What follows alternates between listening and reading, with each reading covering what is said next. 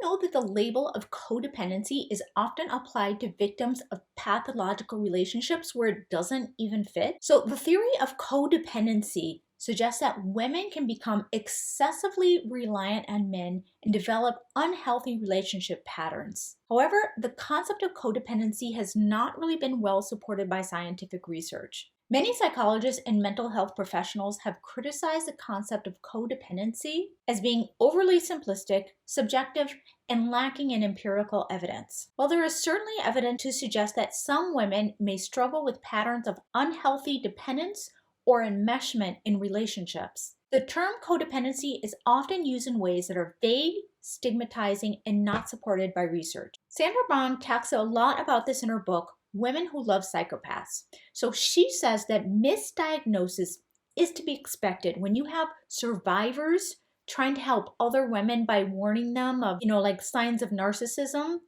They're not mental health experts. But when you actually have psychologists misidentifying women and giving them these sort of pop psychology diagnosis of being people-pleasing codependents, that's actually a more serious issue. If the victims are not actually codependent, but rather have personality traits that make them more likely to be manipulated, they're being gaslighted a second time. So the first time by a manipulator and the second time by their psychologist. Not cool. Brown has developed a set of what she calls super traits that include extremely high levels of agreeableness, conscientiousness, and cooperativeness that make certain women more vulnerable to predators.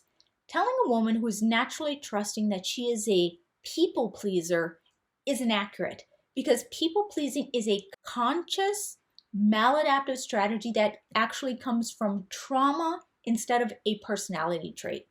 So having the personality trait of cooperation is not at all the same as having the codependent trait of caretaking. Likewise, telling a highly conscientious woman that she is codependent misses the point that she is persistent and dependable instead of dependent. Because personality traits are hardwired, a woman cannot be 12-stepped out of them. So Brown explains that an agreeable woman isn't avoiding doing a background check on her partner because she's desperate for a relationship. She doesn't do one because she naturally does not consider people to be motivated by evil.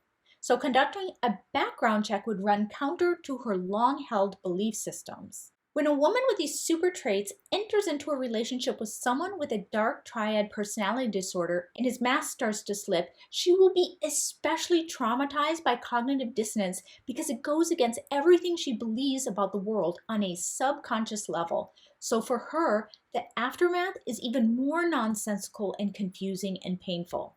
Stay safe and subscribe for more tips and tricks on how to protect yourselves from creepy predators.